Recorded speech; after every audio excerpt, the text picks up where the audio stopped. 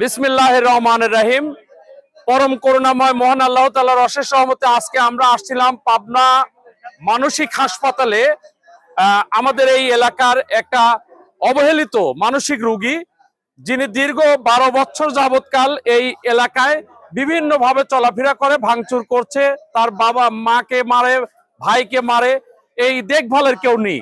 এমনকি এই মানসিক হাসপাতালে ট্রিটমেন্ট করতেও আসে না। আর্থিক অনটন এবং খাদ্য অভাব থেকে শুরু করে সব রকম সমস্যাই ওর ভিতরে রয়েছে। এই শিপনকে ভর্তি করার জন্য ওর আইডি কার্ড ছিল না, সেই আইডি কার্ড পাবনা নির্বাচন অফিসারের সহযোগিতায় আমরা উদ্ধার করতে সক্ষম হয়েছি।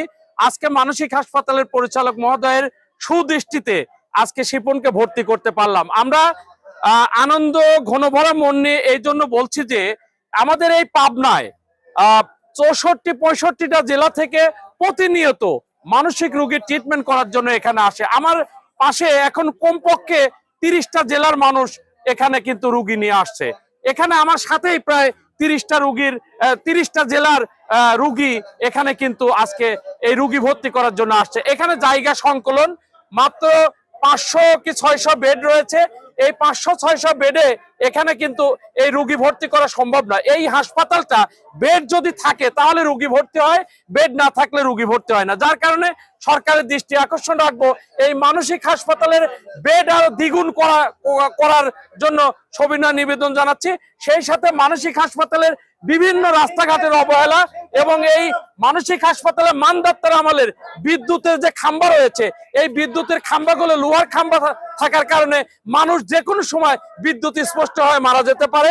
এখানে আউটডোরের সুন্দর ব্যবস্থাপনা আরো করতে হবে। এবং আমি আজ 3 দিন এখানে ঘোরাফেরার কারণে দেখতে পেলাম এখানে মানসিক হাসপাতালে জনবল কম আছে। এই জনবল কম থাকার কারণে এই রোগীরা বিভিন্ন সময় বিভ্রান্তির মধ্যে রয়েছে, তাদের সিরিয়াল মেনটেন অনেক কষ্ট হচ্ছে এবং এই যে জনবল আছে সেই জনবলও কষ্ট পাচ্ছে। যার কারণে সরকারের দৃষ্টি আকর্ষণ রাখবো, এই জনবল এটা বৃদ্ধি করা এবং মানসিক হাসপাতালের উন্নয়ন করা। আমি সবিনয় নিবেদন জানিয়ে বাংলাদেশ সরকার তথা পিডব্লিউডি গণপূর্ত বিভাগ এবং মানসিক হাসপাতাল স্বাস্থ্য ডিপার্টমেন্টের দৃষ্টি আকর্ষণ করে শেষ করছি। এই পর্যায়ে কথা বলবেন নেত্রকোনার একজন গার্ডিয়ান। আসসালামু আলাইকুম। আমি নেত্রকোনা থেকে আসছি। আমার ছোট ভাই অসুস্থ, ভর্তি করার জন্য এখানে আসছি। হ্যাঁ, ইনশাআল্লাহ ভর্তি হয়েছে। আমরা এখানে চিকিৎসা পেয়েছি। আপনারা সকলে আসবেন। এখানে যে মাঠের যে রাস্তাঘাটের যে অবস্থা ভাঙচুর আছে, এই হাসপাতাল কর্তৃপক্ষকে বলবো, সরকারকে বলবো যেন ওইগুলো যেন সুদৃষ্টিতে দেখে, এগুলো মেরামত যেন করে। আর এখানে আসলে রোগী রাখার মতন ক্যাপাসিটি কম, মাত্র 500 রোগী রাখার ক্যাপাসিটি আছে। এখানে এটা দ্বিগুণ করলে মনে হয় যে আরো মনে হয় যে জনগণ যারা আছে চিকিৎসা নিতে সহজ হবে। আচ্ছা, থ্যাংক ইউ। আপনি কোথাকার? আপনি আপনিও নেত্রকোনা। আপনি কোথা থেকে আইছেন? আমি গাইবান্ধা চিনি। কোথা থেকে আসছেন? কুড়িগ্রাম গাইবান্ধা। কুড়িগ্রাম গাইবান্ধা। আপনি কোথা থেকে আসছেন? সিরাজগঞ্জ। আপনি কোথা থেকে আসছেন? আমি জানি না। আটঘরিয়া থানা মানে পাবনা। আপনি রংপুর। এই যে দেখে নিয়ে আসো। এটা আপনি কোথা থেকে আসছেন? রংপুর থেকে আসছি। আপনি কোথা থেকে? নেত্রকোনা থেকে। নেত্রকোনা। আপনি? নেত্রকোনা। আপনি? নেত্রকোনা থেকে আসছি। নেত্রকোনা অনেক বেশি আসছেন নাকি? আপনি কোথা থেকে আসছেন? আপনি কোথা থেকে আসছেন ভাই? গোদাগাড়ি। হ্যাঁ, গোদাগাড়ি। গোদাগাড়ি মানে রাজশাহীর মধ্যে। আপনি কোথা থেকে আসছেন? কুষ্টিয়া দৌলতপুর। হ্যাঁ, আপনি কোথা থেকে আসছেন? সিরাজগঞ্জ তারাস থানা। আপনি কোথা থেকে আসছেন? হ্যাঁ, কোথায় বাসা? কোথায় আপনার বাসা? কোথায়?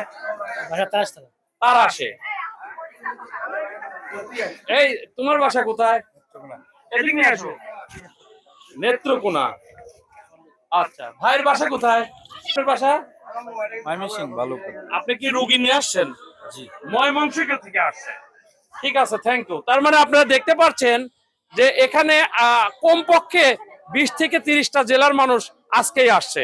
তো এই মানুষগুলির যাতে সুন্দর নিরাপত্তা ব্যবস্থাপনা এবং সুচিকিৎসা যাতে পায় সেই ব্যবস্থাপনা করতে যথাযথ কর্তৃপক্ষের দৃষ্টি আকর্ষণ করে শেষ করছি। আসসালামু আলাইকুম ওয়া রাহমাতুল্লাহ।